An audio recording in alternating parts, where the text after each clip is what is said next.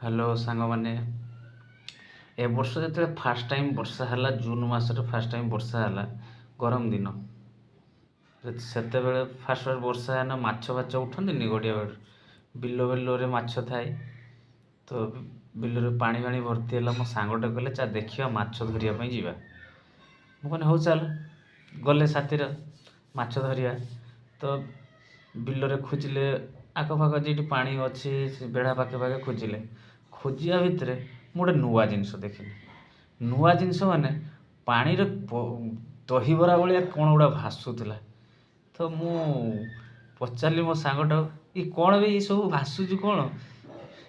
ନା ତୁ ଜାଣିନୁ କିରେ? ତ ଏଇଟା ହେଉଛି ବା ଏଇ ଯେଉଁ ଆଜିକାଲି ସରକାର ପାଇଖାନା ଦେଲା ପରେ ବି ଯେଉଁ ଗାଁ ଦାଣ୍ଡରେ ମାନେ ଗାଁ ପିଲାମାନେ, ଲୋକମାନେ ସେ ଯେଉଁ ସବୁ ଆସିକି ସନ୍ଧ୍ୟା ଟାଇମ୍ରେ ବିଲରେ ବସିକି ହାବା ଖାଇବା ଆଉ ଝାଡ଼ା ଯିବା, ଆଉ ସେ ଯେଉଁ ସୁଲସୁଲିଆ ହାବା, ଧାନ ଗଛ ଅଗ ଦେହରେ ବାଜିବା, ଝାଡ଼ା ଫେରିଲା ବେଳେ ସେ ସନ୍ଧ୍ୟାବେଳେ ଯେ ମଜା, ସେଇମାନଙ୍କର ଏଇ ଜିନିଷଟା ସେଇଟା ପାଣିରେ ଭେଦିକି ଫୁଲିକି ବରକିକି ଉପରକୁ ଦହିବରା ଟାଇପ୍ର ଭାସୁଛି।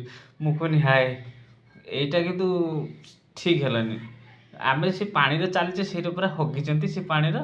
ଆଉ କାହିଁକି ଆମେ ସେଇଟା ଲାଗିବା? ହେ ଚାଲ, ମାଛ ଫାଛ କିଛି ଦରକାର ନାହିଁ। ତ ସେ ମାଛ ବି ପ୍ରୋଟିନ୍ ହେଇଯାଇଥିବ, ଯିଏ ଧରିକି ଖାଉଥିବ। ମୁଁ ଆଉ ମାଛ ଫାଛ ଧରିଲିନି, ପଳେଇ ଆସିଲି। ତ ଆପଣମାନେ କେବେ ସେମିତି ଦେଖିଛନ୍ତି କି? ତ ଦେଖିଛନ୍ତି ତ ମୋତେ କମେଣ୍ଟରେ ଜଣାନ୍ତୁ। ତ ଠିକ୍ ରହୁଛି।